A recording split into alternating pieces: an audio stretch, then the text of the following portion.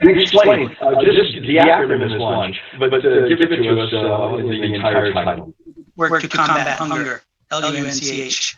Okay, wonderful. And so when you started, how much was Harry a part of the story of your origins in terms of this organization?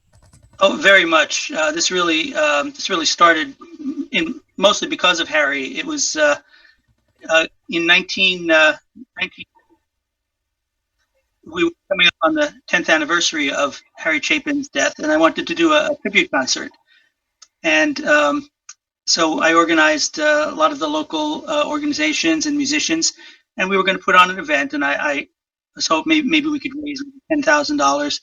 So we put on this Harry Chapin tribute concert, and we wound up raising $23,000, and everybody was asking, well, when are you going to do it again? So here we are 28 years later, and hundreds of events later, we've raised $1.1 million through all of our events, and have involved more than 3,000 kids, and we're still going. That is remarkable. I mean, so $1.1 million, how much effort has that taken? I mean, on your part, volunteers? I mean, give us a sense, because we want to encourage people out there to do something, as Harry said, not necessarily all that you've done, because that's pretty remarkable, but give us a sense of the effort involved. Well, really, it's a matter of, I mean, we're fortunate as musicians, we get to do what we love, and a lot of the effort is getting the word out to volunteers that these opportunities are available. And a lot of the folks who come to us, I mean, we work primarily with kids, young people, grades 4 and up, and we introduce them to Harry's music, and it's like light bulbs going off. You know, it's wow, this is music that actually says something. And we have kids. Just the other day, somebody said, "Dance Band on the Titanic." Wow, greatest song ever. And I have kids who cry when they hear Mr. Tanner, and it's just great to hear. Young people today still appreciating Harry's music, and we want to give them opportunities to show them that through their love of music and through donating their time and talent, they can make a difference in the lives of others, and hopefully they will carry that with them into adulthood. We have many of our earliest kids are now almost 40 years old, and they're out there in the world doing good things. So has Harry affected you equally as a songwriter and a philanthropist, or is it all in combination? That's exactly right. I first was exposed to Harry as a musician back in 1972. I was out in Pennsylvania at Cornell University during the Hurricane Agnes flood, and Taxi just came out on the radio, and we were the university was a refuge center for the people who had to be evacuated, and I was helping out there, and I learned Taxi, and I would entertain the folks, and I came to appreciate Harry's music very much. And then I learned more about what he was doing, humanitarian efforts through his music, and it just the combination of those two things was just so powerful that it has made a lifelong impression on me. You know, it just occurred to me talking to you that a lot of these young kids who are brought up so much today on hip hop and rap, but Harry's story songs probably are well adapted to some of the new forms, because there's so much lyrically going on. Has that ever happened in terms of how your young people have interpreted his work? Well, when we perform his songs, we stay pretty true to the way he originally did them. But it was interesting. We were at the Hard Rock Cafe. It was a special Chapin tribute that Mike Pere put together, and they did a version of Cats in the Cradle rap style. Really? They appreciate the music just the way it is. Absolutely. What are your favorite Harry Chapin songs? I mean, the ones that you always go back to in a time of reflection or melancholy or whatever it may be. Yeah. Oh, there are so many. I mean, he's just such a wonderful storyteller. I think my favorite one is Better Place to Be. Mm. Oh. And I like Corey's Coming and Mr. Tanner. Just that, the list goes on and on. Harry has influenced me greatly as a songwriter, in that he has shown me way back in 1972, that through songwriting you can really tell powerful stories. So I try to be a story songwriter in the songs that I write. And when you think about his tradition, I mean, you've picked it up. I think it was Billy Joel during our concert that we put on for PBS, when we got a clip from him, and he said that Harry's story songs were a motivating factor in the way he began to write his music, Billy Joel. Do you see any others who we might know who you think really picked up on what Harry was attempting to do and did so brilliantly over the years? Well, I always try to find good story songwriters. They're few and far between. Dan Fogelberg was very good at that. I'm as the president of the Connecticut Songwriters Association, I'm fortunate enough to hear the music of many songwriters who people will never hear. You know, just like local folks, and a lot of them write really good stuff. And I just wish it could all get out there to the public. But there's a lot of good work going on, and you know, Harry, I think, was the master storyteller. I always hold him up as the the model for people. Okay. You know, Dave Marsh, of course, who was in the documentary Behind the Music, and a lot of the music critics at the time, they didn't understand Harry, or maybe Harry was just too open about his feelings, his thoughts, too literal for some of them. They wanted something a little more oblique, like Bob Dylan and so forth. But Harry was very direct. But Dave Marsh finally got it at the end when he said that Harry's music wasn't about I, it was about we. And he finally, at his memorial service, came to understand it. Do you think music critics got Harry wrong during his life?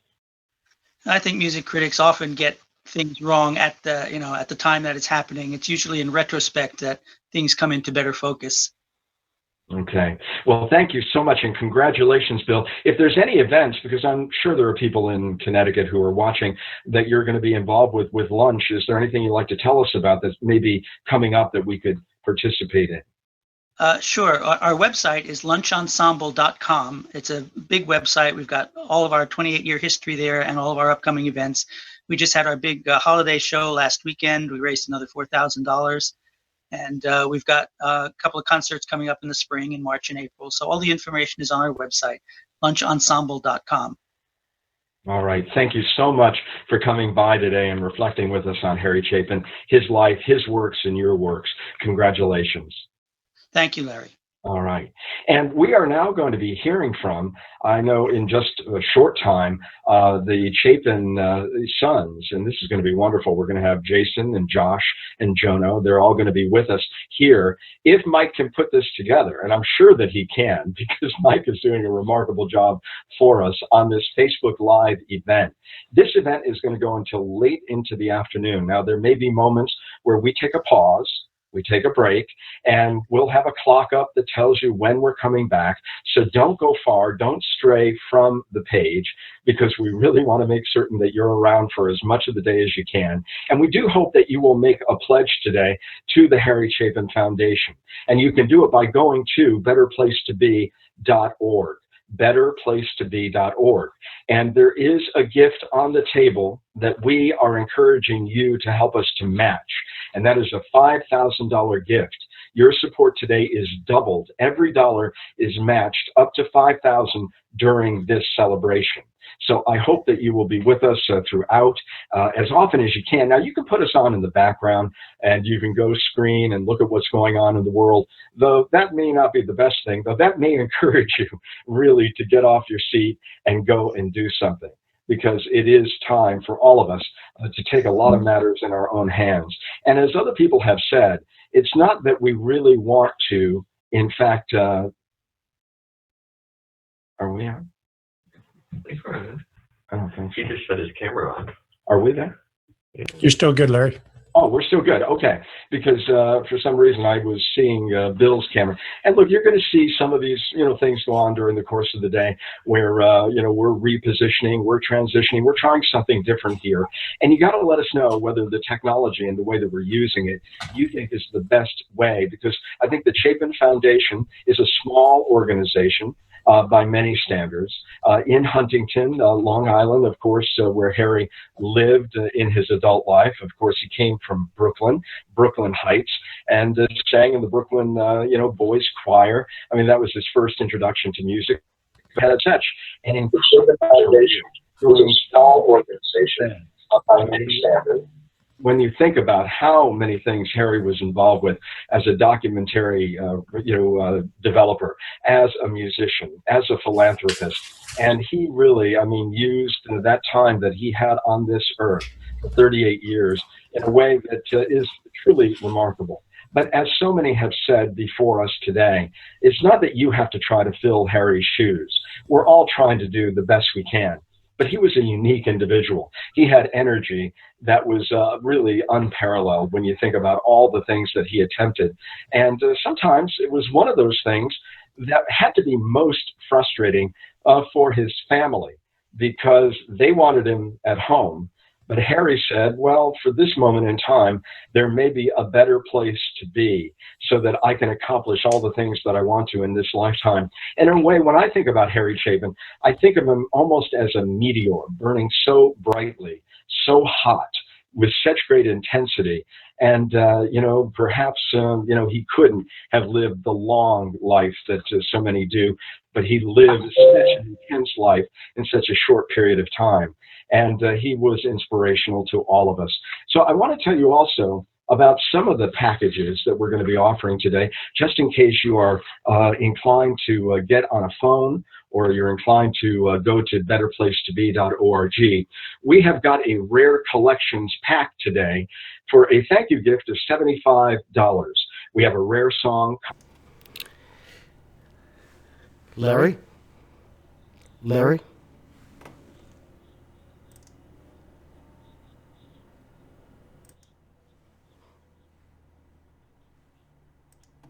Perhaps we can fill and round that out today for you on this wonderful event.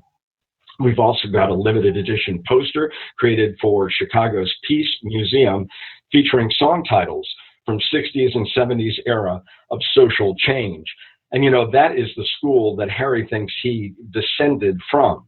That he was really part of what was going on in the 60s and was relatively isolated out there in some of the 70s. You remember the 70s, where until Harry's music really evolved and people saw in the mid-70s where he was taking on so many causes, we were kind of lost and we didn't know quite where we were going musically because the 60s were so vibrant and so full of social change and so disruptive.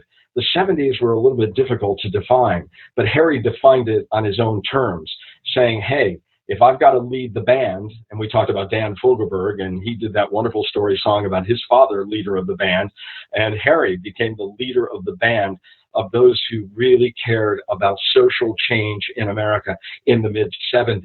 And then others came along, and many would say that he really started the entire movement, whether you're looking at Band-Aid or Farm Aid or We Are the World. And we'll talk to Harry Belafonte, and hopefully we'll talk to Ken Cragen about that too. Now, Ken Cragen, who was the second manager for Harry Chapin, and to manage Harry Chapin was a difficult task. I mean, we could all imagine that. Harry was not the easiest guy to manage because he had his own vision of what he wanted to do and on what time schedule. And most managers try to pull you back a little bit. But Harry was unbridled in his enthusiasm for all the things that he wanted to do. But Ken Cragen is out in California, and I hope we'll take a moment today to reflect on some of the difficulties that our friends in California are having. Now, Bill, you're in California, but you're in San Diego. But I know you have an important relative in Los Angeles, and everybody's worried about what's going on with the wildfires there. Bill, do you want to say anything about that? Sure.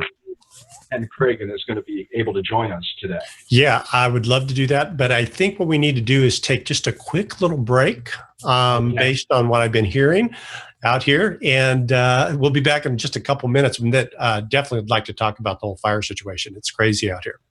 Okay. We'll take a quick break and then we will be back. Thank you. Thanks.